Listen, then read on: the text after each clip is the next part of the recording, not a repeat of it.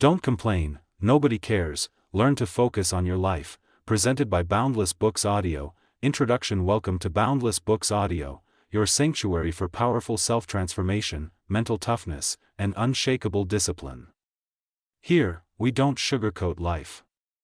We tell it like it is. Because sometimes, what you need isn't more motivation. It's truth. And in this audiobook, you're about to get plenty of it. This isn't a book for people looking to feel better about staying the same.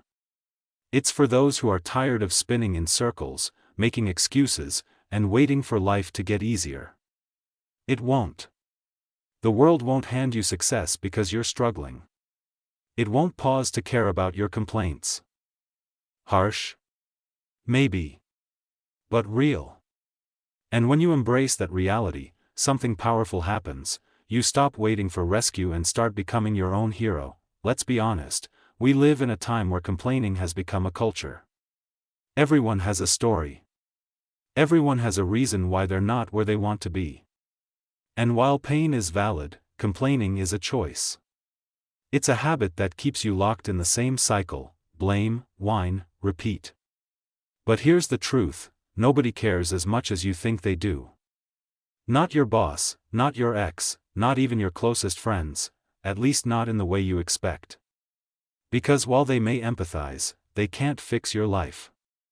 Only you can. This audiobook is about reclaiming your power.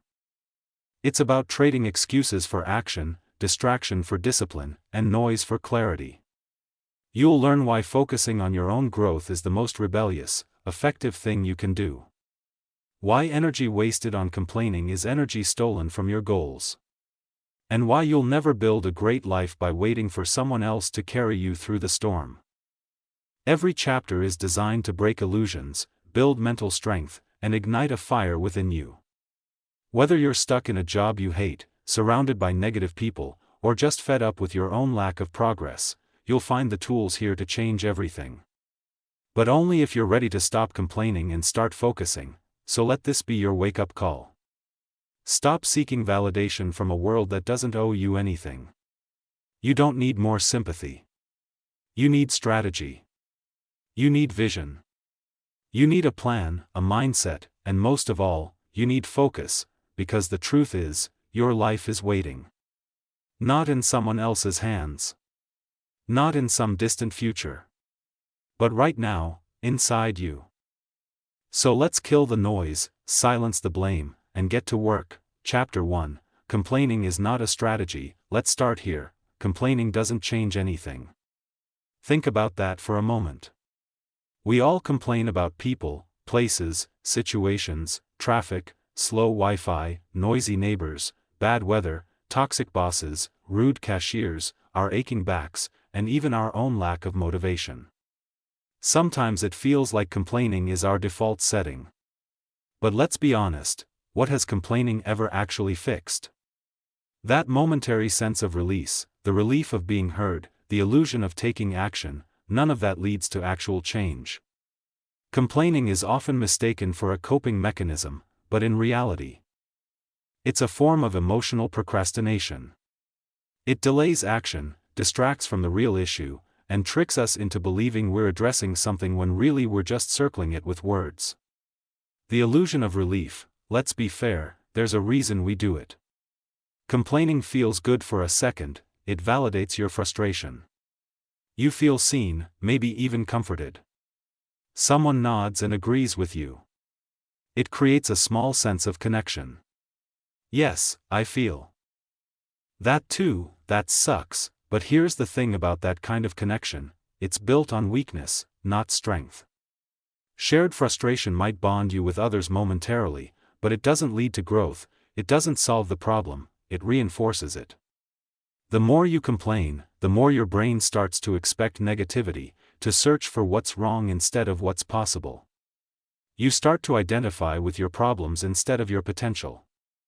That's not relief, that's reinforcement. Over time, you're not just complaining, you're becoming a complainer. You've handed your power over to what's bothering you, and here's the hard truth: that's a choice. The real cost of complaining isn't free. It drains something from you every time you do it. It burns energy that could be used for something productive. It strains your relationships with people who want solutions, not circles of frustration. It affects your mental health, focusing your attention on problems rather than progress, and it's addictive. Neuroscience backs this up. Every time you complain, your brain builds stronger neural pathways that make future complaining easier. Eventually, your brain becomes wired for negativity. You don't even realize it, but you're scanning the world for things to be annoyed about, disappointed by, or frustrated with. That's how powerful your habits of thought are. They don't just reflect your life. They shape it. You get good at what you practice.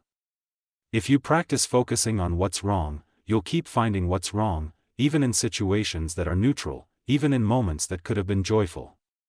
On the flip side, when you practice seeing opportunity, choosing focus, and taking action, those habits get stronger too.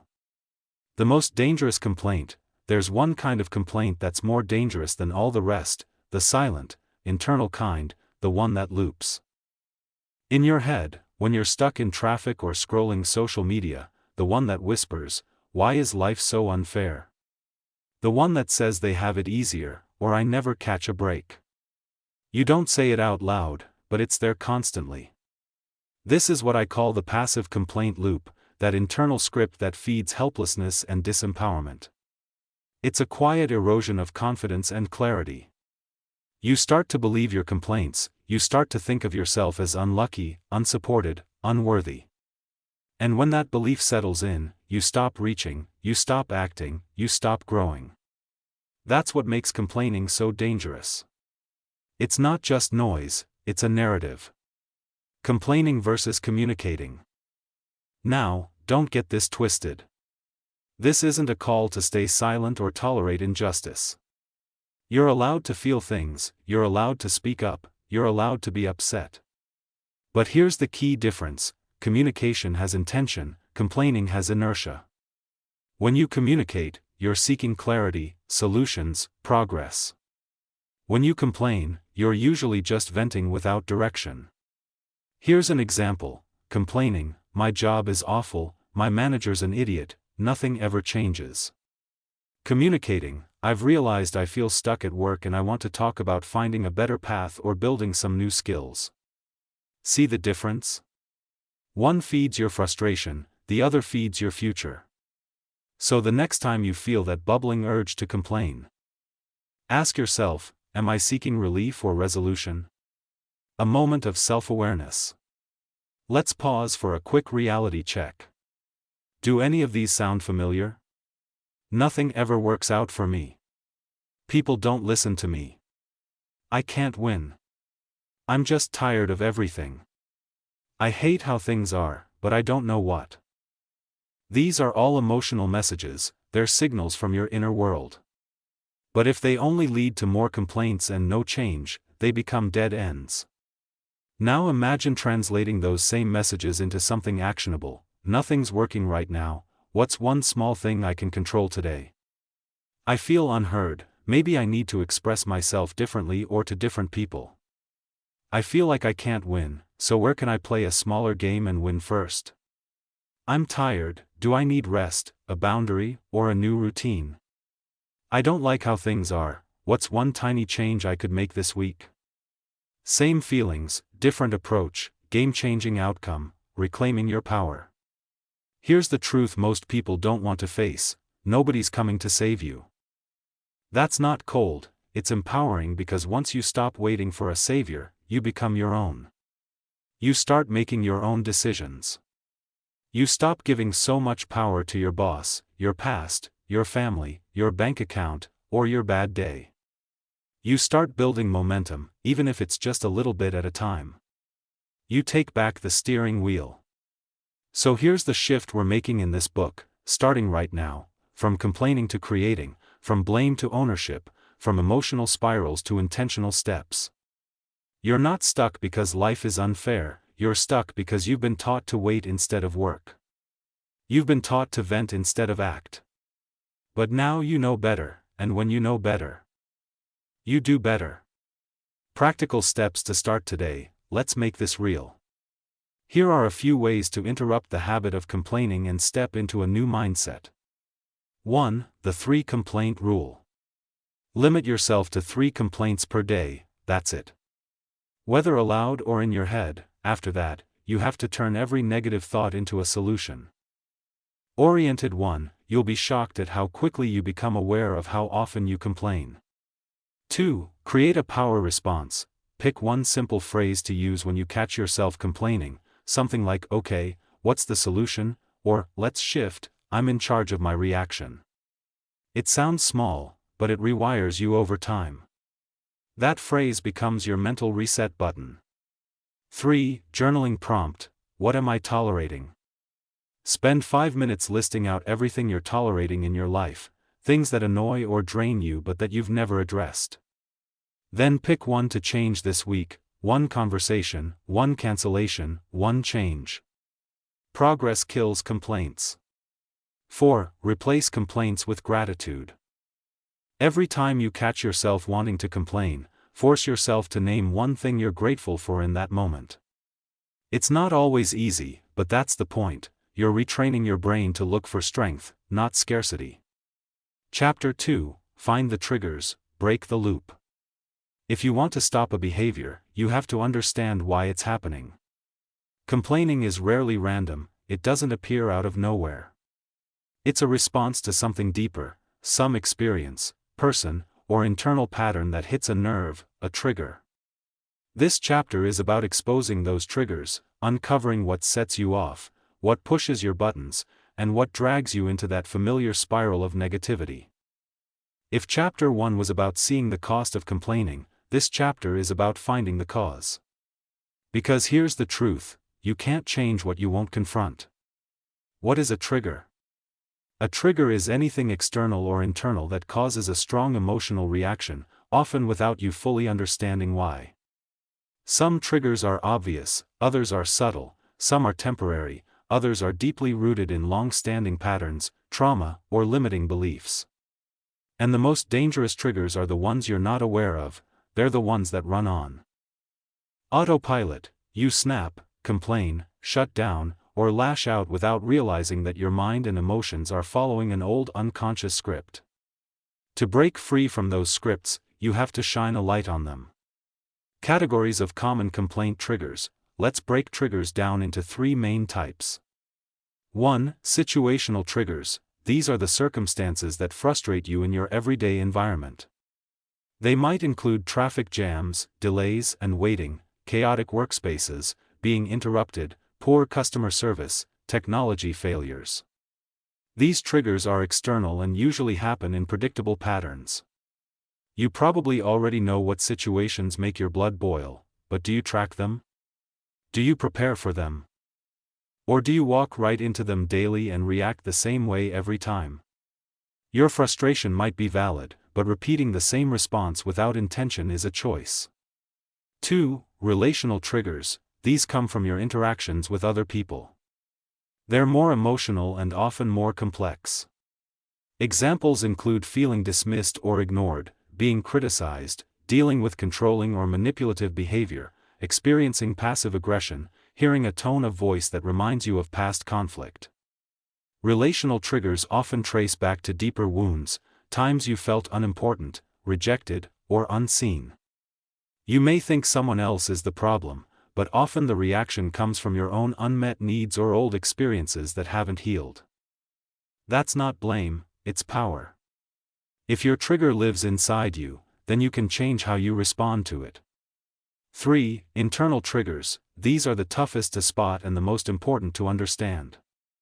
Internal triggers are your own thoughts, beliefs, or emotional patterns that set off complaints, resentment, or helplessness. For example, a fear of failure, perfectionism, self-criticism, comparison to others, anxiety about the future, shame from the past. These triggers, you don't need anyone else or anything external, they live inside your mind and body. When left unchallenged, they become the root system of your habitual complaining. Case study: the Monday morning meltdown. Let's look at a real-life example of how these triggers play out. Imagine it's Monday morning. You wake up late, annoyed at yourself for snoozing your alarm, internal trigger. You jump into traffic, which is worse than usual, situational trigger. You finally make it to work, where your colleague forgets to CC you on a key email again, relational trigger. By 9:30 a.m., your entire mood is wrecked. You spend the day muttering under your breath, scrolling your phone during meetings, and venting to a friend about how nobody respects your time. Sound familiar? You didn't choose those events, but you did fall into a familiar loop. What if, instead, you had given yourself grace for sleeping in, listened to a podcast during traffic, and asked your coworker directly and calmly about the email?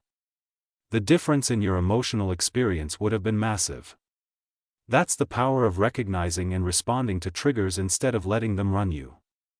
Step 1. Build a trigger awareness list. Here's your first action step: build your trigger map. Take a few quiet minutes to reflect on the past week. Ask yourself, when did I complain or spiral emotionally? What was happening around me? Who was I with? What was I thinking? How did my body feel? Write down every moment that stood out. Don't judge, just observe. Now look for patterns. You'll likely start to see the same themes appear: certain people, situations, or feelings that light the fuse. That's your awareness map, and now you can begin to disarm the bomb before it blows. Step 2. Separate the trigger from the truth.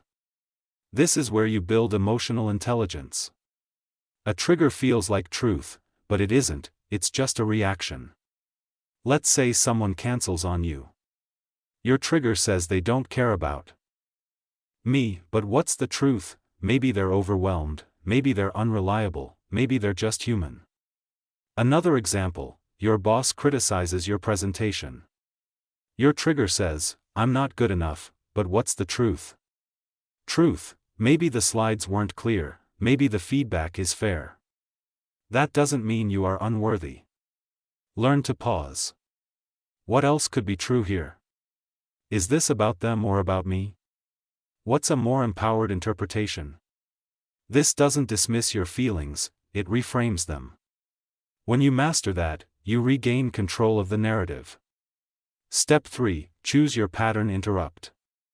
Once you identify a common trigger, the next step is to design a pattern interrupt, a planned shift in behavior or thought to replace your usual complaint.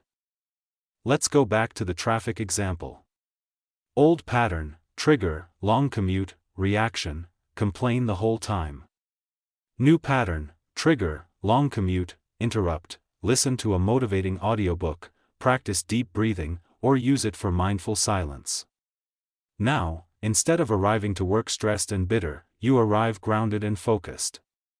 This same approach works for relational triggers too. If a certain person consistently frustrates you, ask, can I prepare myself emotionally before seeing them?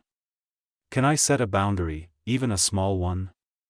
Can I reframe their behavior so I don't take it personally? You're not trying to control the trigger, you're controlling your response. That's self-leadership. Step 4. Rewrite the script. One of the best long-term strategies is to build a new inner dialogue. Every time you catch a triggered complaint, rewrite it on the spot. Instead of, I can't deal with this again, try, this is tough, but I've handled worse. I can handle this. Instead of, why does this always happen to me, try, this might be a pattern, what is it showing me? Instead of, people always let me down, try, I'm learning who I can trust and how to set better boundaries. This isn't fake. Positivity is a trained perspective. Your mind will believe what you tell it most often, so make your words count. Step 5. Let go of triggers that aren't yours. Sometimes your triggers aren't even yours, they're inherited. Maybe you grew up in a home where complaining was the family language. Maybe you absorbed your parents' scarcity mindset. Maybe your social circle is rooted in sarcasm, negativity, or gossip. It's hard to outgrow the emotional environment you were raised in, but not impossible. Awareness is the beginning. Ask yourself, is this reaction really mine, or is it something I learned? Who benefits from me staying in this pattern? What would I feel without this trigger? Sometimes what you're calling just the way I am is actually just what I absorbed. You get to rewrite the code. Real-life example, from complaints to clarity, meet Arya. She used to complain constantly about her boss, her relationships, and her stress. But underneath it all, her real trigger was feeling out of control. Whenever life didn't go according to plan, she'd spiral. After doing the trigger work, she realized her entire identity was wrapped in needing certainty. Her complaints weren't about people, they were about fear. She didn't fix it overnight, but she learned to pause when the trigger hit. She created her own power phrases like, breathe first, speak second, and uncertainty doesn't mean failure. The result, less venting, more clarity, fewer complaints. More growth. That kind of shift is available to you too. Chapter 3, Complaining changes nothing, but it changes you. You've made it this far. You're becoming more aware. You're spotting your triggers. You're starting to catch the complaints before they take over. That alone puts you ahead of most people. Now it's time to go deeper, not just into what causes complaints but what they do to your life. Because while complaining might seem harmless, a bit of venting here, a sarcastic remark there, it's more powerful than you think. In fact, it doesn't just keep you from solving your problems, it actually becomes one. Complaining is a coping mechanism, but not a healthy one. Let's be real, life can be overwhelming, unfair, and exhausting. When we complain, we're not just being negative for the sake of it. We're often trying to cope, release tension, be seen or heard, and get some relief. But here's the problem, complaining offers short-term relief with long-term consequences. It's like drinking salt water when you're thirsty, it feels like it's helping, but it's actually dehydrating you from the inside out. And the more you do it, the more it becomes your default setting. Eventually, your brain doesn't ask, what can I do? It just repeats, this sucks. The hidden impact of complaining on your brain, let's get into the science for a second. Every time you complain, especially when you do it regularly, you strengthen specific neural pathways in your brain. These pathways make it easier to think negative thoughts, focus on problems, and interpret neutral situations as threatening or frustrating. It's called neuroplasticity. Your brain literally rewires itself based on your habits of thought. So if your daily life includes complaining about your job, griping about your body, venting about your partner, moaning about the weather, the news, your mood, your brain starts to filter reality through a negative lens. Even on a good day, you'll find what's wrong. Even in a peaceful moment, you'll anticipate chaos. Even when things are going okay, you'll be bracing for what might go wrong. Complaining doesn't just reflect your reality, it reshapes it. The social cost, how complaining affects your relationships. It's not just about your internal world. Let's talk about your relationships. Whether you realize it or not, people pick up on your energy. They listen to your words, they absorb your tone, and if the majority of what? When you share complaints, others will feel it. Here's what chronic complaining can do socially: it drains others, people start to feel emotionally exhausted around you, even if they love you. It pushes people away, you become associated with stress, not peace. It invites commiseration, not connection. You attract other complainers, which keeps you locked in a cycle of mutual frustration. It's not that people won't empathize, but empathy without empowerment just becomes shared powerlessness. Eventually, your social circle becomes one big echo chamber of, yeah, life sucks. That's not connection, that's co-suffering. You deserve better than that, and so do the people in your life. Emotional contagion, why your complaints are infectious. There's a psychological phenomenon called emotional contagion, the tendency for people to absorb and mirror the emotions of those around them. If you walk into a room smiling and calm, people feel it. If you walk in complaining, frustrated, and overwhelmed, they feel that too. Your emotions are contagious, your words carry weight, your attitude affects other people's state of mind. You don't need to be perfect, you don't need to pretend everything's fine when it's not. But understand this, every complaint you speak out loud is planting seeds. Are you growing weeds or something worthwhile? The energy drain of complaining: you already have a limited amount of energy each day. Some people call it your emotional budget. When you spend that energy on complaining, you leave less for solving real problems, making meaningful progress, deepening relationships, creating joy or gratitude, restoring your body and mind. And here's what makes it worse: complaining doesn't give you energy, it takes it away.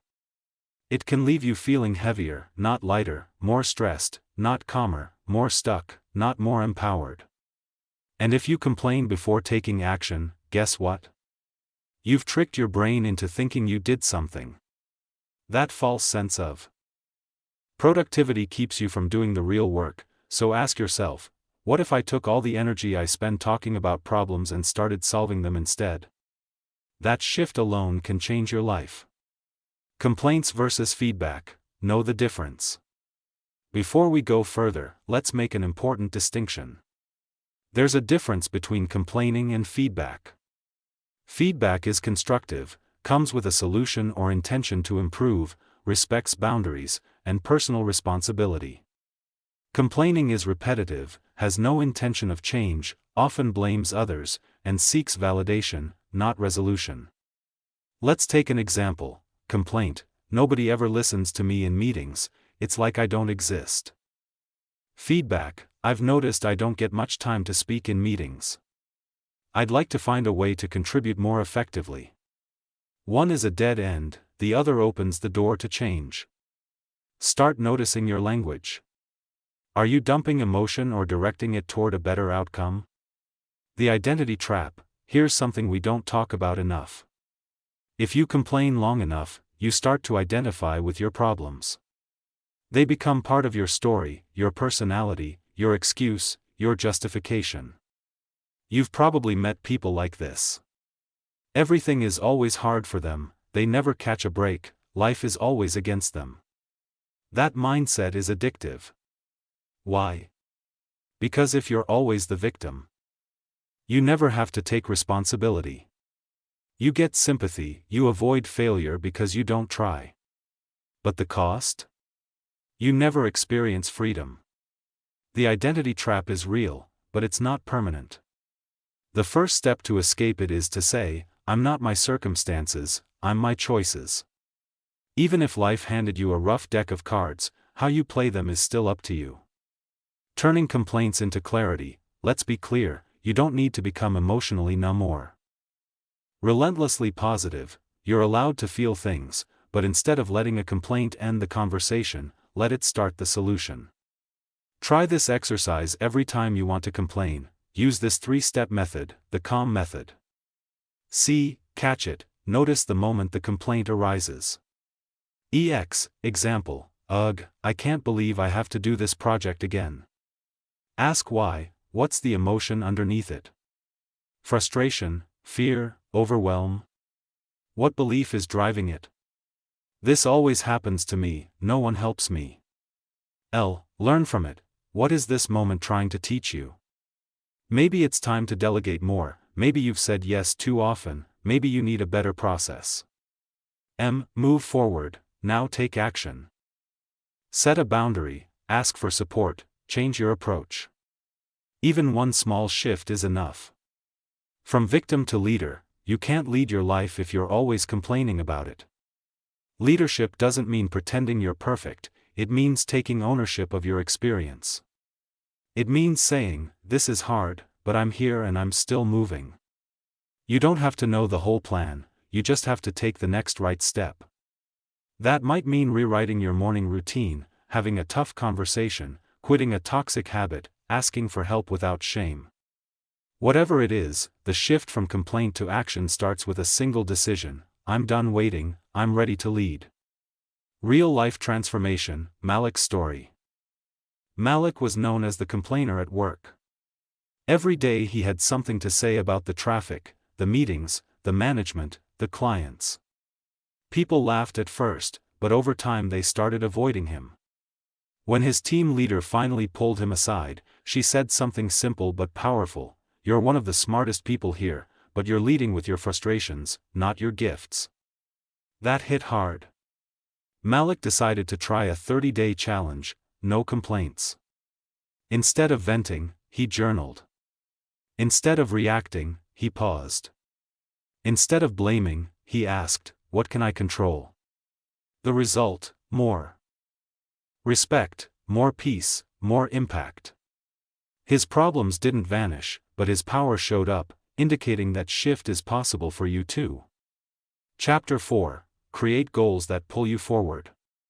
Let's get real for a second. If you don't have a direction, everything starts to feel like a problem. That's how people end up trapped in the complaint loop, not because they're lazy or negative by nature, but because they don't have something meaningful to move toward. When life lacks direction, every little inconvenience becomes magnified, the small stuff feels big, the big stuff feels unbearable, and you end up stuck, repeating the same thoughts, doing the same things, feeling the same way. But here's the good news: you don't need a perfect plan. You just need a point to move toward. This chapter is about getting unstuck by setting goals that matter, not just look good. Because when you have a real sense of purpose behind your daily actions, something shifts. Complaints become clues, obstacles become feedback, triggers become teachers, and your energy starts to align with progress, not problems. Let's break it down: the problem with empty goals. We live in a goal-obsessed culture that sounds good on paper, but it's only part of the story. The problem isn't that people don't set goals, it's that they set the wrong ones. Goals like losing weight without defining why, making more money without knowing what it's for, getting promoted without asking what kind of life that job creates. Being more productive without understanding what you're producing. These goals sound impressive, but they're empty. They don't inspire fire, they don't stick, and when they don't happen fast, they fuel more frustration, more complaining, and more burnout. Here's the truth: a goal that isn't rooted in meaning will die in discomfort. That's why we're going to build better ones. What makes a goal? A powerful goal isn't just something you want, it's something that connects to your values, aligns with your identity, excites or challenges your spirit, and makes your future self proud. Let's unpack that. 1. Connects to your values. Ask, what do I stand for? What matters most to me? If your goal doesn't align with your values, it won't last. For example, if you value freedom but your goal requires total rigidity, it'll collapse under pressure. But if your goal allows for flexibility and creativity, it will feed your energy, not drain it. 2. Aligns with your identity. Ask, who am I becoming? Your goal should reinforce a version of yourself you want to step into, not pull you away from it. If your goal is to become fit, don't just chase weight loss, chase the identity of someone who treats their body with respect and energy. 3. Excites or challenges you. Ask, am I lit up or just checking a box? A powerful goal stretches you in a way that feels meaningful, not just mandatory. It sparks something, even if it scares you, it calls you forward. 4. Makes your future self proud. Ask, will I look back and thank myself for this? If the answer is yes, you're on the right track. The 3 types of goals you need. Now that we know what makes a goal powerful, let's break down the 3 kinds of goals that give your life structure and momentum. 1. Anchor goals for stability. These are daily or weekly practices that ground you. They might not be flashy, but they create the rhythm that holds your life together. Examples: morning movement or meditation, a consistent bedtime, weekly meal prep, daily reading. Anchor goals are about identity. They say, this is who I am, this is how I show up. 2. Stretch goals for growth. These are short-term or medium-term challenges that push you beyond your comfort zone. Examples: running your first 5K, pitching a big idea at work, launching your first side hustle, speaking publicly. Stretch goals build resilience, they stretch your self-image, and even if you don't win, the attempt makes you stronger. 3. Vision goals for legacy. These are long-term, big picture dreams. They may not be urgent, but they're important. Examples include writing a book, building financial freedom, creating a business, starting a nonprofit, becoming a mentor, coach, or leader. Vision goals pull you forward. They remind you that your life is part of something bigger than your current to-do list. Why complaints die in the presence of vision? Let's talk about why this actually works. When you live without goals, you wake up in reaction mode every day. You're responding to stress, dodging problems, and defending your energy from chaos. It's exhausting. But when you have a vision that matters to you, the same problems don't hit as hard. Traffic is annoying, but you use it to listen to a podcast that fuels your goal. A rough day at work? Sure, but you remember it's temporary. It's part of the bridge to your bigger vision. Feeling tired? You rest, not because you're giving up, but because you're recharging for what matters. Purpose reframes everything. You don't complain as much, not because life is easier, but because you're more focused. Building a goal system that works. Let's make this real.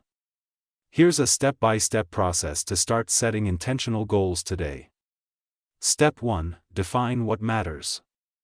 Write your top 5 values. Use words like freedom, creativity, connection, service, health, mastery, family, faith, etc. Then write this sentence: any goal I commit to must support one or more of these values. That's your filter. Step 2. Choose one goal from each category. One anchor goal, something small and daily that reinforces who you are. One stretch goal, something uncomfortable but exciting.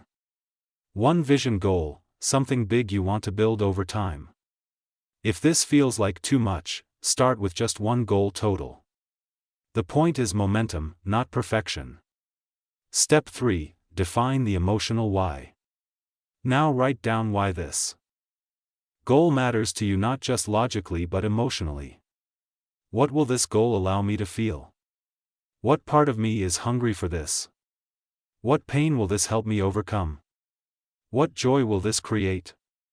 Emotion is the glue. If the goal doesn't stir something in you, tweak it until it does. Step 4. Break it down. Most goals fail not because they're too hard but because they're too vague. So take your goal and ask, what's one thing I can do this week to move forward? What's one small habit I can build?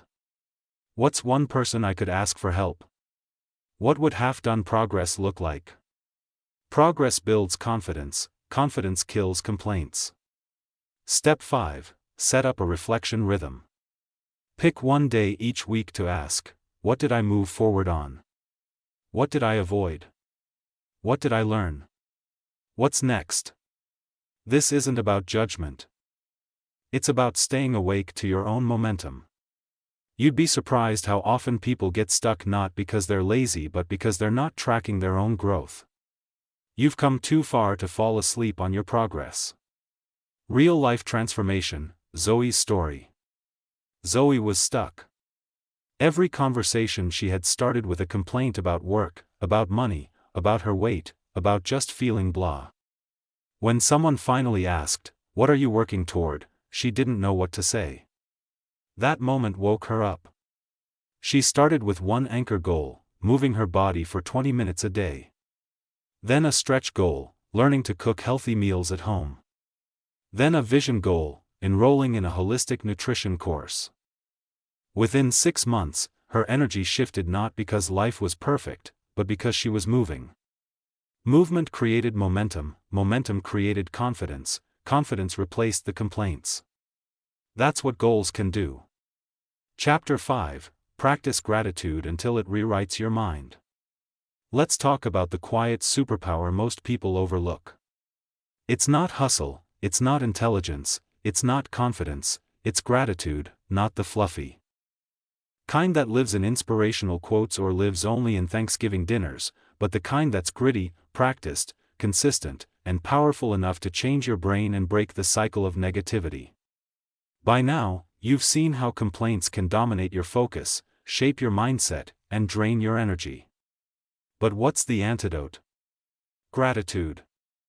Gratitude doesn't erase your problems, it reframes your relationship to them, and over time, that changes everything. Gratitude is a discipline, not a mood.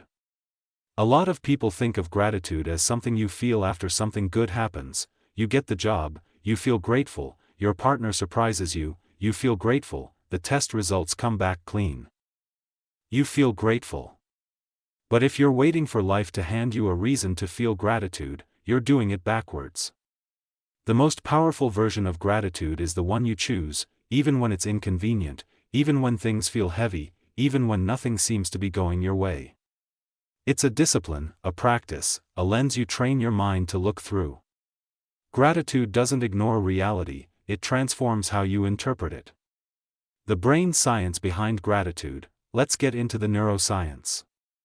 Practicing gratitude consistently can activate the brain's reward system, increasing dopamine and serotonin, reduce stress hormones like cortisol, strengthen emotional regulation by stimulating the prefrontal cortex, and improve sleep, relationships, and self-esteem. Why? Because gratitude shifts your attention, and your attention is everything. Where your attention goes, your energy flows. If you train your brain to look for what's working, what's meaningful, what's beautiful, what's growing, then that becomes your default. Instead of waking up and scanning for what's wrong, your brain starts scanning for what's right. And that's not just positive thinking, that's mental reprogramming. The gratitude-complaint trade-off. Let's revisit the complaint loop for a second. Complaining focuses on what's lacking, gratitude focuses on what's present. Complaining trains your brain to expect frustration, gratitude trains your brain to expect joy, opportunity, and abundance. You can't hold both in your mind at full volume at the same time, one will always be louder. So you get to decide which one you want to feed. If you're serious about breaking your old patterns, gratitude has to become more than something you do occasionally, it has to become part of how you operate. Real gratitude versus surface gratitude. Let's get clear. There's a big difference between real gratitude and surface-level performance gratitude. Surface-level gratitude sounds like, at least I'm not as bad off as some people. Could be worse, I guess I should be thankful. That's not gratitude, that's guilt disguised as gratitude. It doesn't uplift, it minimizes. Real gratitude sounds like, this moment is hard, but I'm thankful I'm not alone in it. Today was exhausting, but I got through it. This challenge is stretching me, and I'm growing stronger. Real gratitude is rooted in awareness, not comparison. It's personal, emotional, and sincere. Practicing gratitude in real life when it's hard, let's be honest, it's easy to feel grateful when things are going well. But what about when your plans fall apart, you're overwhelmed with stress, someone lets you down, you feel stuck, unseen, or exhausted? That's where the practice comes in. You don't have to feel grateful for the pain, but you can still find gratitude within the pain. You can say, I'm grateful I have the tools to face this. I'm thankful this is teaching me how strong I am.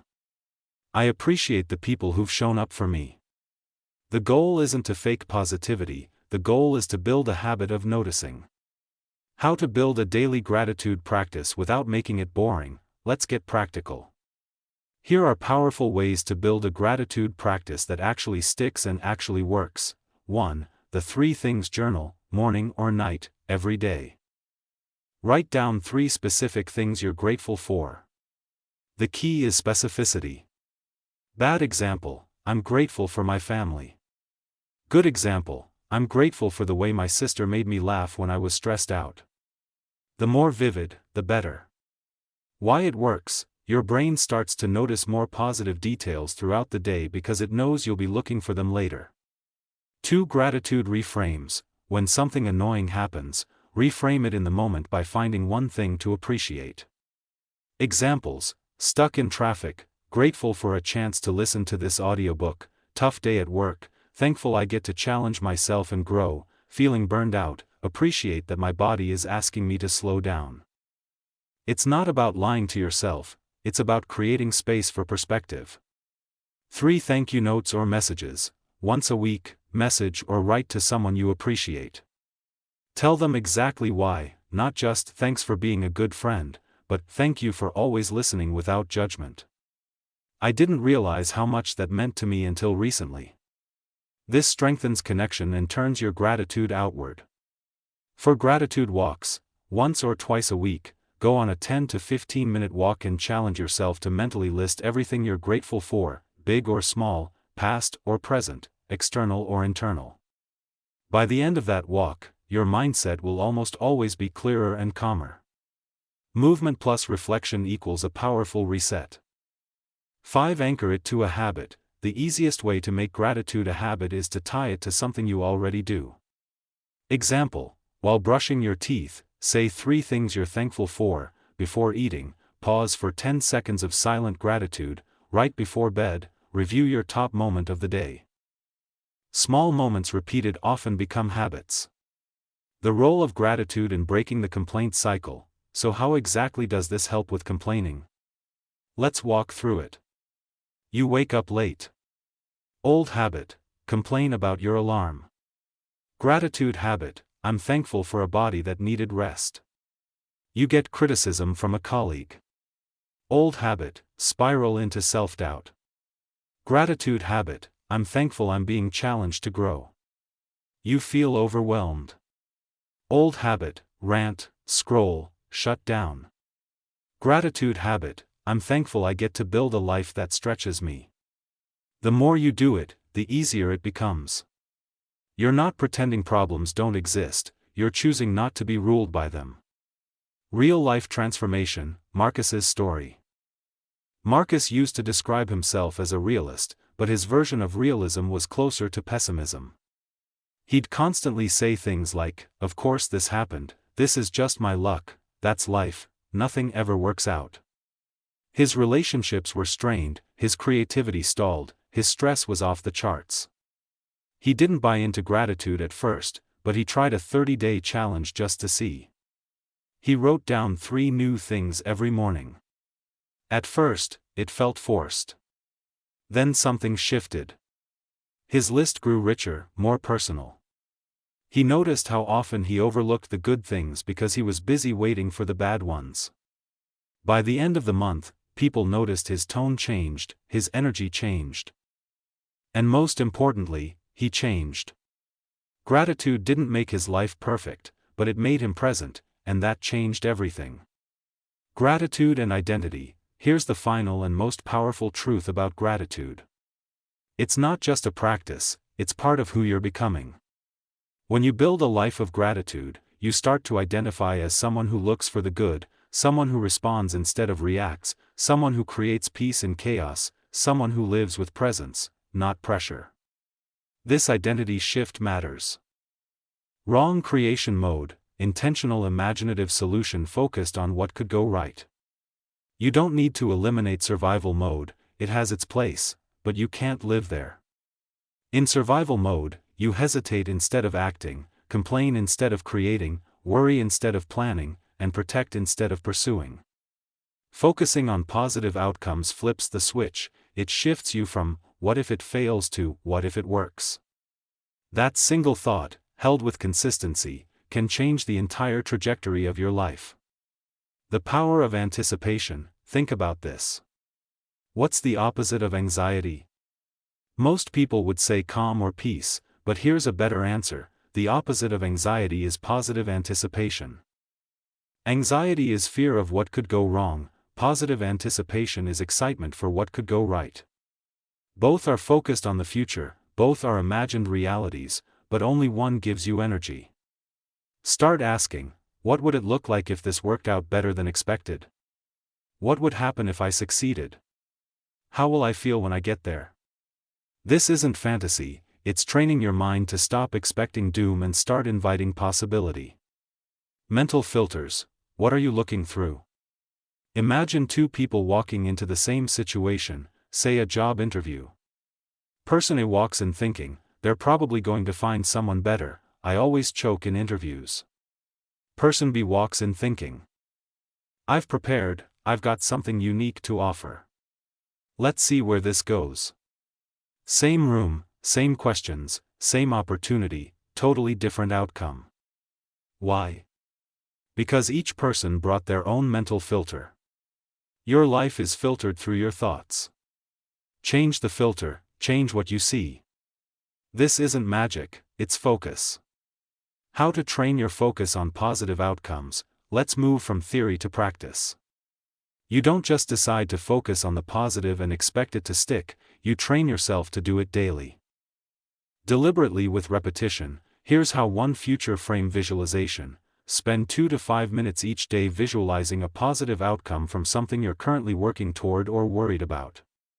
Let's say you have a hard conversation coming up. Instead of rehearsing the conflict, rehearse the solution. Imagine yourself staying calm, speaking clearly, the other person listening, and you walking away proud of how you showed up. Even if reality turns out differently, that vision trains your nervous system to approach the situation, not avoid it. You become more grounded, prepared, and aligned. Do this for any area: health goals, career moves, financial freedom, relationships, personal challenges.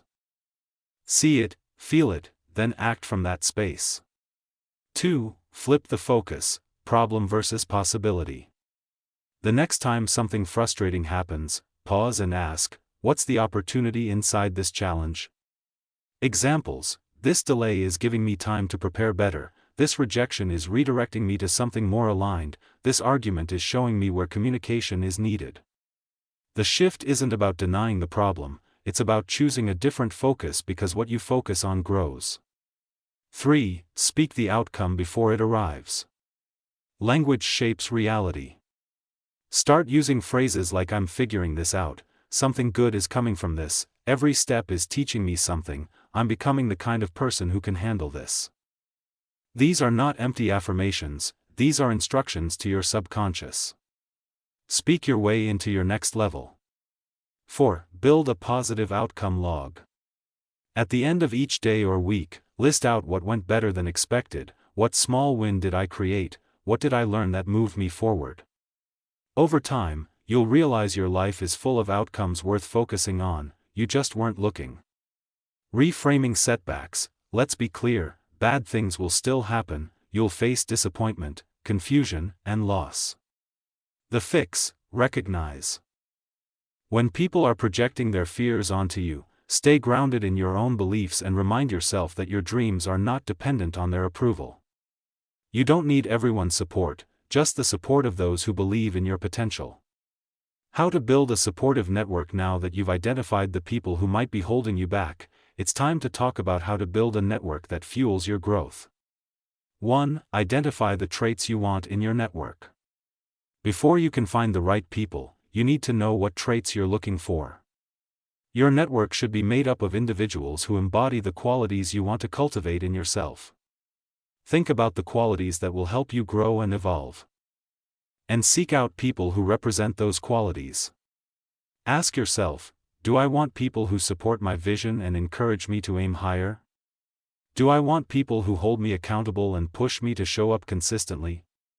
Do I want people who bring optimism to the table even when things get tough? Do I want people who are solution-oriented and focused on progress? These qualities will create the foundation of your network. Once you identify the traits, look for people who exhibit them either in your current circles or in places where you can meet new people, such as workshops, seminars, or online communities. 2. Surround yourself with action takers. As you work to surround yourself with a supportive network, look for people who are action-oriented. Not just people who talk about their goals, but people who take tangible steps toward them. Action takers inspire action. When you spend time with people who are actively pursuing their goals, it makes you want to step up and take action too. You feed off their energy, and they feed off yours. It's a cycle of momentum. Ask yourself, are the people around me moving forward in their own lives?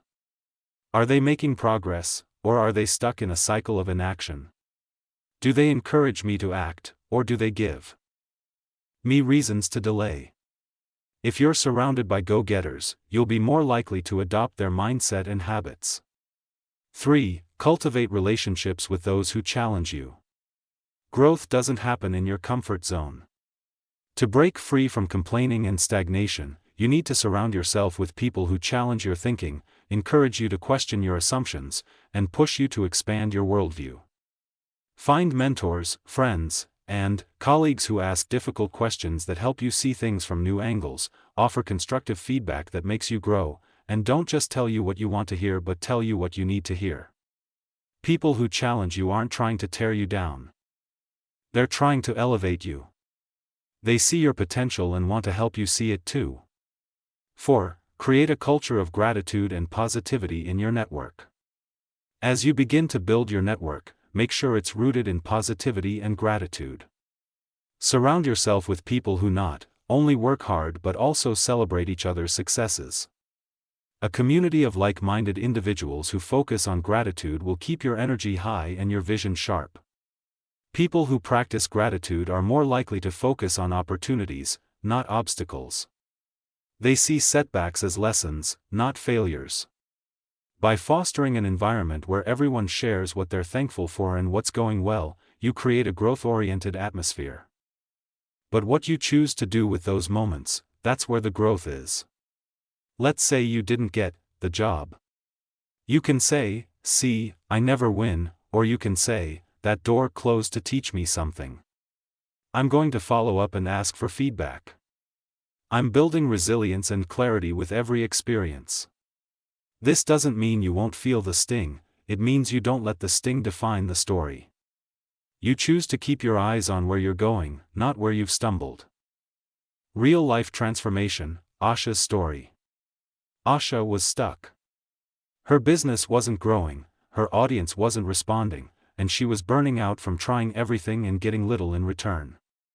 Her inner voice became one long complaint: "This is pointless, maybe I'm not cut out for this, nothing is working." But she made one small shift. She started focusing on what could go right. Every morning she asked, "What's one thing I can do today that might lead to the breakthrough I want?" She didn't just act, she focused her energy into that action with hope, not resentment. Within a month, she pivoted her offer, she collaborated with a friend, and one post went viral. Her mindset caught fire again. It didn't happen overnight, but the momentum came when she changed her focus from "it's not working" to "it's working on me." What if it does work out?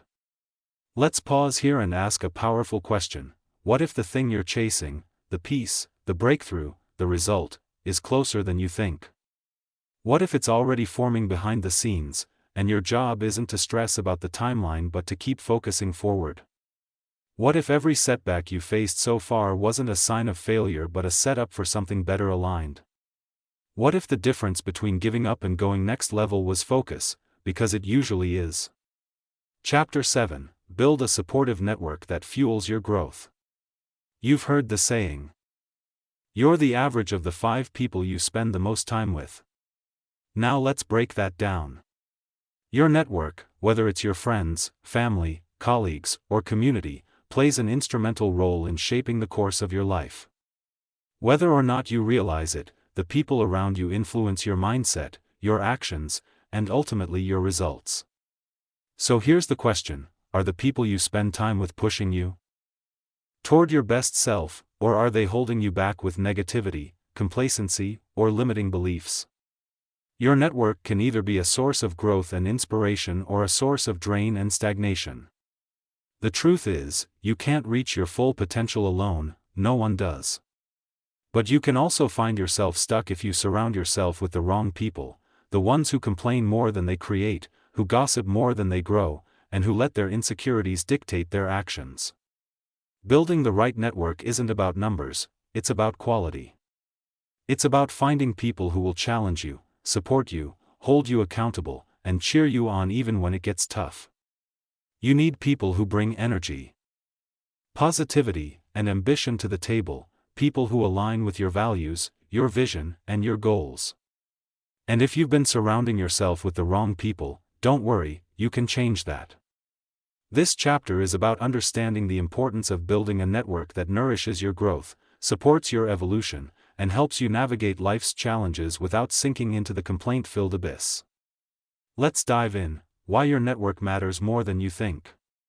Before we explore how to build and strengthen your network, let's take a deeper look at why your network matters so much. People affect us more than we realize. The conversations we have, the energy we absorb, and the habits we adopt are shaped by the people we spend time with. Whether you want to accept it or not, you become like the people around you. Think about it. When you're around someone who consistently speaks negatively, does your mindset tend to lean toward optimism or pessimism? When you're around someone who is constantly taking action toward their goals, does it inspire you to do the same, or does it make you feel small or inadequate? When you're with someone who keeps complaining about their circumstances, how does that affect your energy and your own ability to take action? Here's the thing, you can't ignore the influence of others on your mindset, energy, and outcomes. Their opinions, behaviors, and attitudes can either propel you forward or anchor you to your current reality. The people who fuel your progress inspire you to take the next step, push past your limits, and challenge your thinking. The people who drain you feed your doubts, perpetuate your fears, and leave you feeling stuck. So ask yourself, are you around people who make you feel stronger, clearer, and more capable, or do you feel weighed down by their energy and influence? The toxic network of negative people who drain your energy. Before we talk about how to build your ideal support system, we need to understand what the wrong network looks like and why these relationships can keep you stuck in a cycle of complaining and negativity. There are a few red flags that show up when you're surrounded by the wrong people. 1. The chronic complainers. These are the people who are never satisfied, who always find something to complain about, and who focus on the problems more than the solutions. They drain the life out of you with their negativity. Every conversation becomes a venting session about things they can't control, and before you know it, their frustrations become yours. They gossip about others, they point out what's wrong without offering any solutions, they criticize more than they encourage. They pull you into a cycle of venting rather than action. The fix: set boundaries with chronic complainers. You can listen to them, but don't let their complaints become your problems. Respond with empathy, but then redirect the conversation toward action or solutions, or if possible, distance yourself from these individuals. Your energy is too valuable to waste on negativity. 2. The energy vampires. People are like emotional leeches, they're always pulling from your energy reserves and leaving you feeling emotionally drained, unmotivated, and depleted. Whether it's because of constant drama or unrelenting emotional demands, energy vampires steal your joy and leave you with little left to give. They demand too much of your time and attention.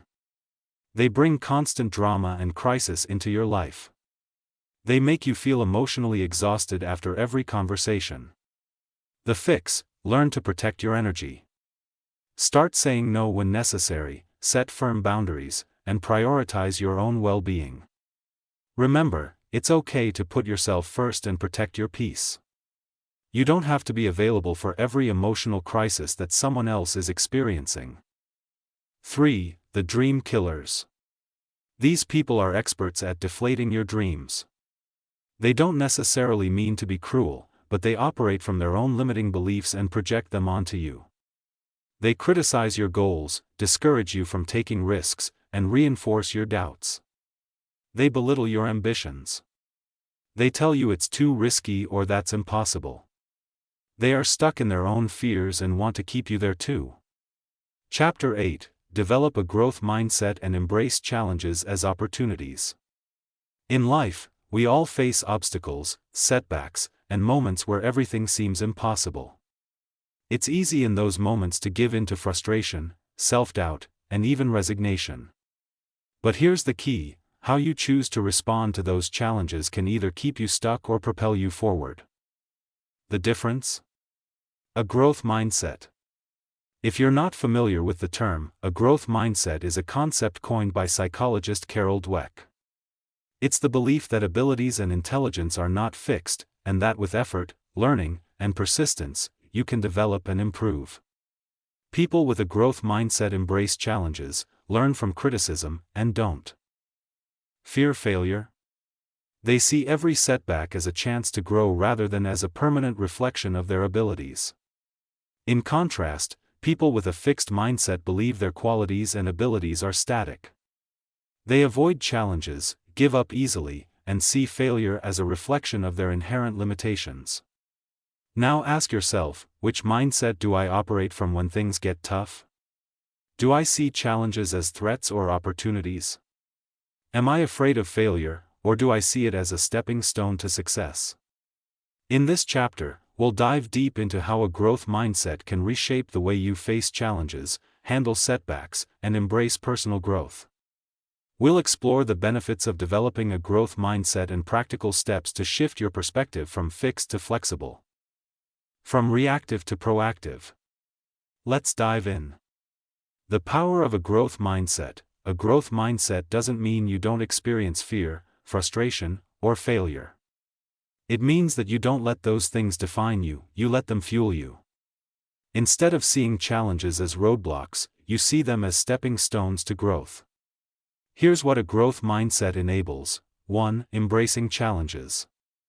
People with a fixed mindset tend to shy away from challenges, fearing they'll expose their limitations. They'd rather play it safe, but those with a growth mindset embrace challenges, knowing that overcoming them will stretch their abilities and bring them closer to success. Challenges become opportunities for learning and development. 2. Persistence in the face of setbacks. People with a fixed mindset tend to give up easily when they face difficulty because they view failure as a reflection of their inadequacies. Growth-minded individuals, on the other hand, understand that setbacks are part of the process and often the most valuable lessons. They persist, adapt, and evolve. 3. Learning from criticism. Feedback is crucial to growth, but it's hard to accept criticism when you see it as an attack on your abilities. People with a growth mindset take feedback constructively, using it as a tool for improvement. They ask themselves, what can I learn from this? How can I get better? They celebrate effort, not just results. A fixed mindset tends to value natural talent or results above all. A growth mindset, however, celebrates effort, progress, and perseverance. This shift in focus helps you stay motivated even when the results aren't immediate. It's about valuing the process and the learning that happens along the way. Find resilience in the face of failure. In a fixed mindset, failure is something to avoid at all costs. And when it happens, it feels like a blow to your identity. But in a growth mindset, failure is just a part of learning. It's not the end, it's the beginning of the next chapter of growth. Resilience becomes easier when you can reframe failure as an essential ingredient in success. How a fixed mindset holds you back. A fixed mindset, while common, can severely limit your potential. It keeps you locked in a cycle of comfort, stagnation, and fear. Here's how it shows up. 1. Avoiding challenges. When you have a fixed mindset, you often avoid situations where you might fail. You stick to what you know, what feels easy, and what gives you immediate gratification. But growth doesn't happen in your comfort zone. It happens when you stretch beyond your limits. A fixed mindset prevents you from stepping into that stretch zone. 2. Giving up easily. Fixed mindsets give up more easily because they see failure as a confirmation of their limitations. They don't understand that success is often built on a series of failures. With a growth mindset, you see failure as data, not defeat. You adjust your strategy and keep moving forward. 3. Perfectionism. When you believe your abilities are fixed, you might feel an overwhelming need to be perfect because any mistake could prove that you're not good enough. Perfectionism paralyzes action, leading to procrastination and self-doubt. In contrast, growth-minded individuals understand that mistakes are part of the learning process, so they are far less likely to be paralyzed by the fear of making them. For self-doubt, a fixed mindset comes from repeated effort and progress, not from an illusion of perfection. 5. Resentment toward other success. When you have a fixed mindset, you might see other success as a threat to your own. You may feel envious, jealous, or resentful because you view their success as something you could never achieve. On the other hand, people with a growth mindset celebrate other success and see it as proof that success is possible, not a zero-sum game. How to shift from a fixed to a growth mindset? Shifting from a fixed mindset to a growth mindset isn't something that happens overnight. It's a practice, one that takes time, awareness, and consistent effort. But the good news is that you can do it, and the transformation is profound. Here are some practical steps to help you develop a growth mindset. 1. Recognize your fixed mindset triggers. The first step to shifting your mindset is to become aware of when you're operating from a fixed mindset. Pay attention to moments when you feel fear, frustration, or resistance. Ask yourself, when do I feel the urge to avoid something difficult? When do I feel like I'm not good enough? When do I feel threatened by others' success? The more you observe these moments, the more you can catch yourself before you fall into the trap of limiting beliefs. 2. Reframe your thoughts. Once you recognize a fixed mindset thought, immediately reframe it with a growth-oriented perspective. It's about turning a limiting belief into an empowering one. Here are some examples. Fixed mindset: I'm not good at this, so I should stop. Growth mindset: I'm not good at this yet, but I can improve with practice. Fixed mindset: I always fail at this, so why bother? Growth mindset: failure is part of the learning process, each attempt brings me closer to success. Fixed mindset: I'm not as talented as they are, so I'll never catch up. Growth mindset: everyone has their own unique path, I can learn from them and create my own success. By practicing reframing, you start to change your default thinking over time. Growth-minded thoughts will become second nature. 3. Celebrate effort and progress, not just results. In a growth mindset, the focus is on effort, persistence, and learning, not just on the end result. Shift your attention away from the pressure of needing to be perfect or successful right away. Celebrate your small victories and acknowledge the effort you put in. Did you step out of your comfort zone today? Celebrate it. Did you learn something new, even if it didn't lead to immediate results? Celebrate it. Did you persist through a tough moment or setback? Celebrate it. Celebrating effort keeps you motivated even when the results are still in progress. 4. Embrace failure as feedback. Failure is often seen as something to avoid, but for those with a growth mindset, failure is a teacher, not an enemy. The key is to change how you see failure. Instead of thinking of failure as a sign that you're not capable, think of it as an opportunity to learn what doesn't work, adjust your strategy, grow stronger and smarter. Instead of saying I failed, say I learned. Instead of feeling defeated, ask what's the lesson here? This mindset shift makes failure a necessary part of growth, not something that holds you back. 5. Surround yourself with growth-minded people. Your network is essential when it comes to developing a growth mindset. Being around people who embody this mindset will inspire you. To do the same, you need people who encourage your efforts, push you to keep learning, and challenge you to think bigger. Seek out mentors, colleagues, friends, or communities that embody the growth mindset. These people will hold you accountable, celebrate your progress, and inspire you to keep going. Real-life transformation: Sarah's story. Sarah had always struggled with self-doubt. She was great at her job, but she feared that her talents were limited. She would avoid taking on new challenges, worried that she would fail. One day, she attended a seminar on growth mindset. It changed her life.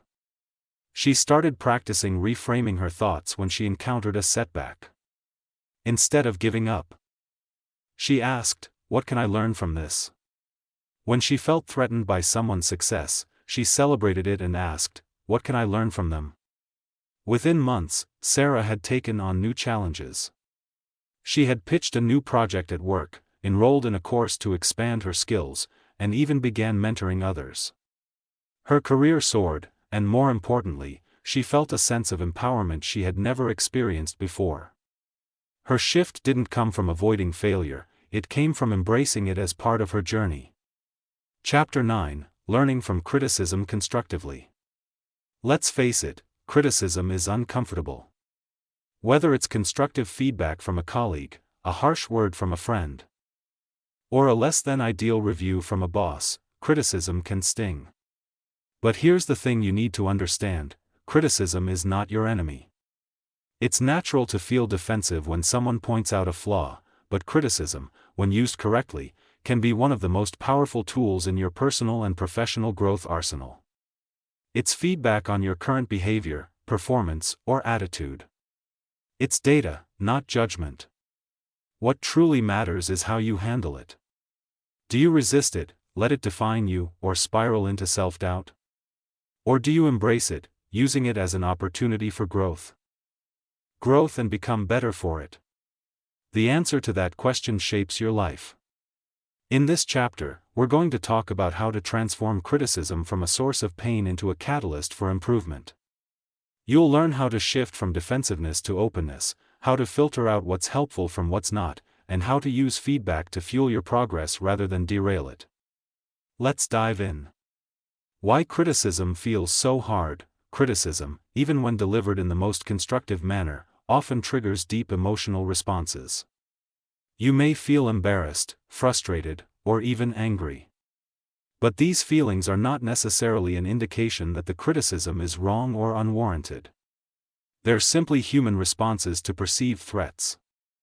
The human brain is wired to defend against threats, especially those related to self-esteem or identity.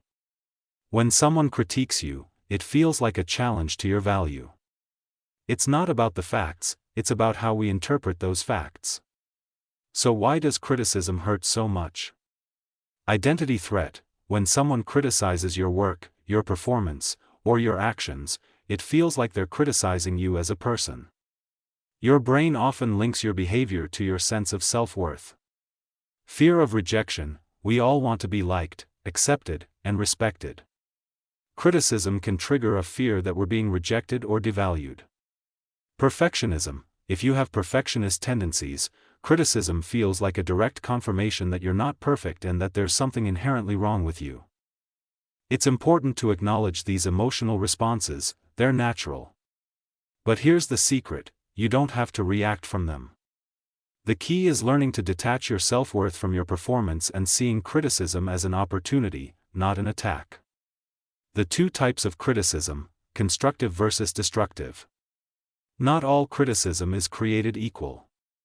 There are two primary types. 1. That fuels your growth. 1. Pause and breathe when you first receive criticism. Your natural instinct might be to defend yourself, justify your actions, or even blame others. These are natural emotional reactions, but they often cloud your ability to process the feedback constructively. Instead, pause for a moment, take a few deep breaths, and give yourself a few seconds to process the information before you respond. By pausing, you create a space between the stimulus, the criticism, and your response. This space allows you to decide how you want to react intentionally rather than impulsively.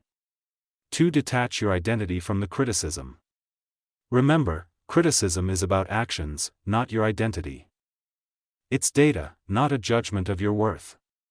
When someone critiques your work, it's a reflection of that particular action or decision, not a statement about who you are as a person.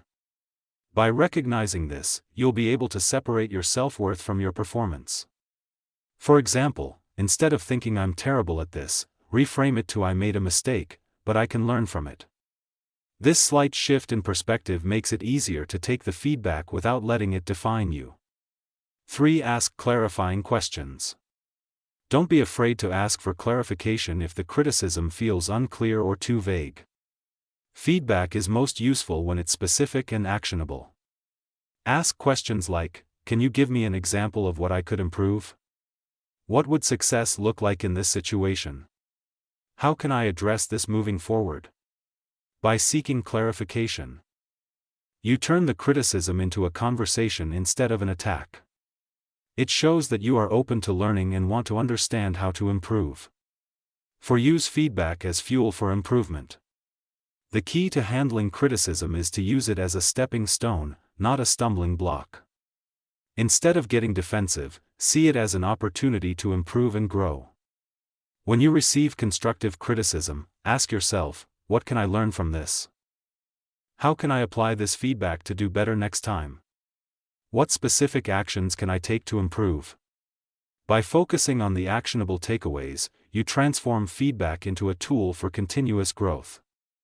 How to handle destructive criticism. Not all criticism will be constructive, and that's okay. Destructive criticism can still offer an opportunity to learn, but the key is in how you respond. Here's how to handle destructive criticism gracefully. 1. Don't take it personally. When someone delivers destructive criticism, it's easy to internalize it and make it about your worth, but remember, it says more about the person giving the feedback than it does about you. Destructive criticism often stems from the giver's own frustrations, insecurities, or poor communication skills. So rather than taking it personally, try to view it objectively. You can think this person is upset, and while their feedback is harsh, it's not a reflection of my abilities or my value. 2. Respond calmly. Even when criticism feels unfair or hurtful, try to respond calmly. Don't mirror the negativity. Instead of escalating the situation, take the high road. You can say something like, I appreciate your feedback. I'll consider it and see what I can learn from it. I hear you, but I'd like to understand more clearly what you mean. Thank you for sharing your thoughts.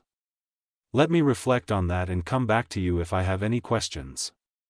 A calm response shows that you are in control of your emotions and are focused on growth, not on defending your ego. 3. Choose not to engage. Sometimes the best way to handle destructive criticism is to simply not engage with it.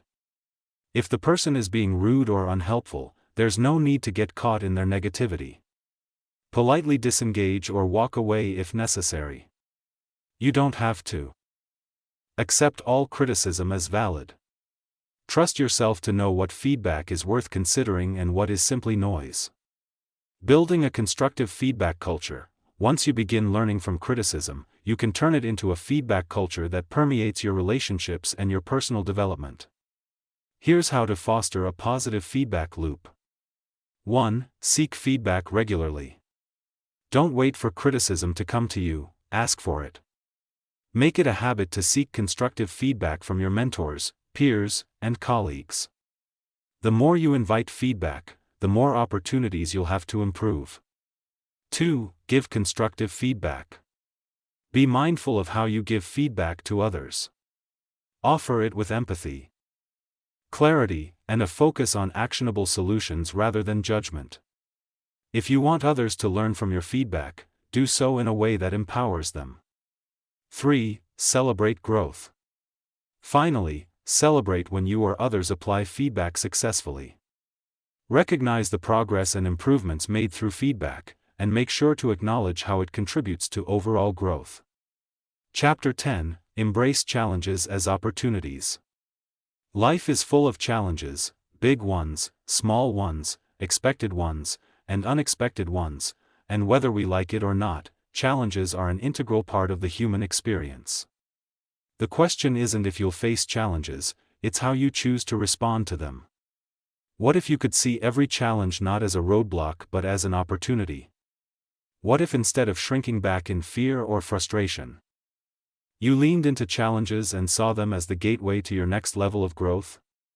This chapter is about embracing challenges not as burdens or obstacles but as essential opportunities that propel you forward. It's about understanding that challenges are a natural and inevitable part of life, but they don't define your fate. How you respond to those challenges is what will define your success. You're capable of facing whatever comes your way, and in this chapter, we'll explore how to shift your perspective on challenges, develop resilience, and use every difficulty as a springboard for progress. Let's dive in. Why do we avoid challenges? It's natural to want to avoid pain, discomfort, and uncertainty.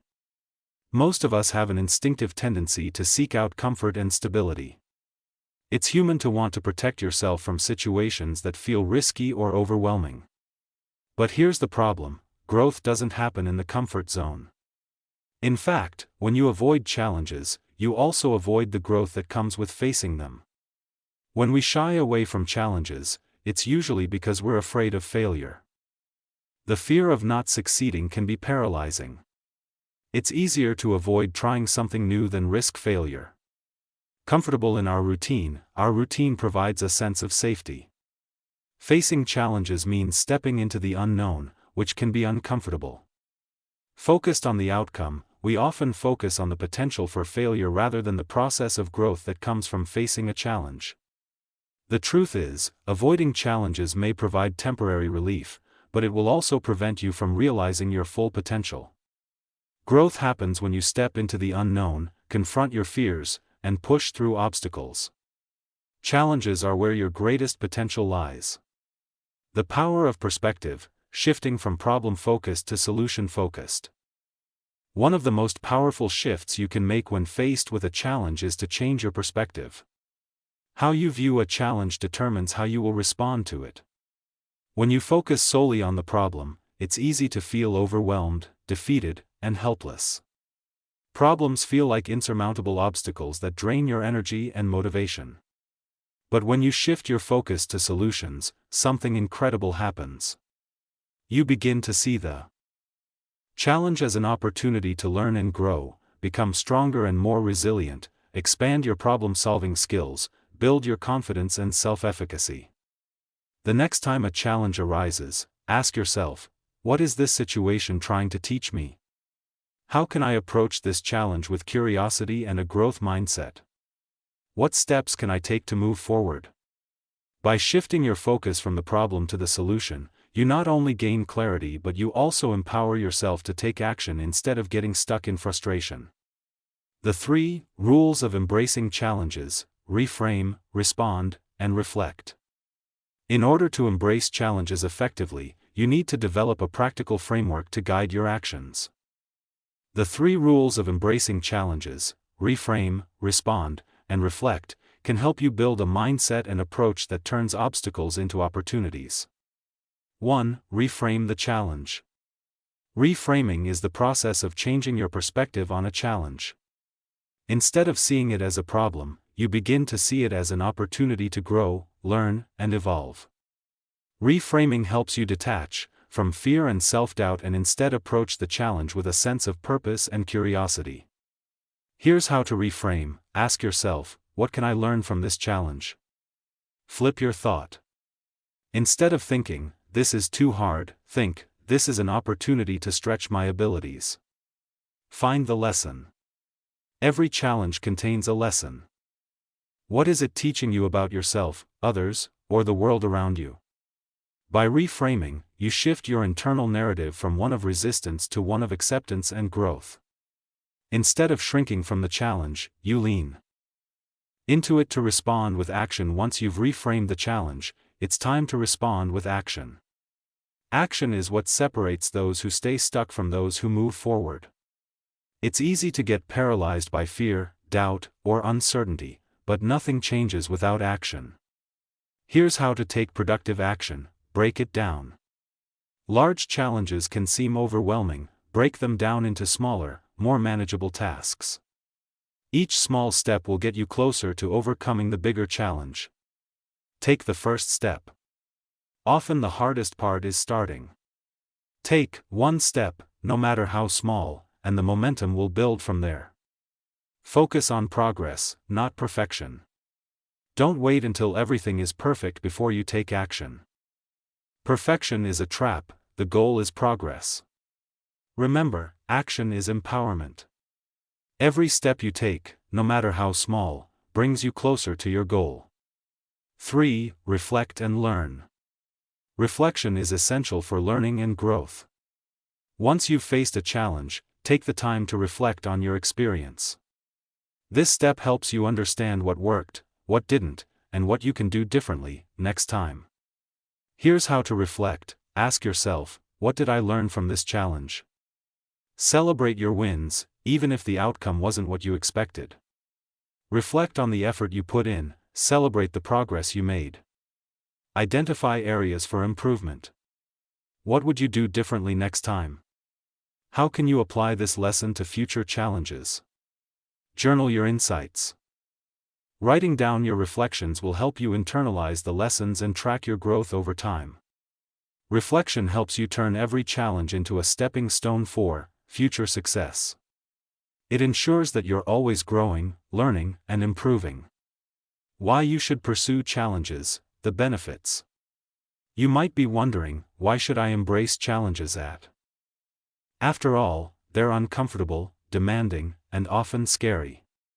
Here are some powerful benefits of facing challenges head-on. 1. Builds resilience. The more challenges you face, the more resilient you become. Resilience isn't about avoiding difficulties, it's about learning how to bounce back from them. Every time you navigate a difficult situation, you become stronger, more adaptable, and more capable of handling future challenges. 2. Expands your comfort zone. Challenges push you out of your comfort zone, and the more you stretch beyond your comfort zone, the bigger that zone becomes over time. Things that once felt intimidating or overwhelming become part of your normal experience. You stop avoiding discomfort and start seeking it as a signal of growth. 3. Boosts self-confidence. When you face a challenge and overcome it, your confidence soars. You prove to yourself that you can handle tough situations and come out on top. Every victory, no matter how small, builds your belief in your abilities. 4. Fosters innovation and creativity. Challenges force you to think outside the box. When faced with a problem, you have to come up with solutions you may never have considered before. This process of problem-solving enhances your creativity and innovation, which can open up new possibilities and opportunities. 5. Deepens your sense of purpose. When you actively seek and embrace challenges, you become more connected to your purpose. You realize that your purpose isn't just about avoiding difficulty, it's about rising to the occasion, learning from each experience, and using those lessons to serve others. Real-life transformation. James's story. James had always played it safe. He had a stable job, a comfortable life, and a predictable routine, but deep down, he felt unfulfilled. He knew he wanted more, but he was afraid of the challenges that came with stepping outside his comfort zone. One day, he decided to make a change.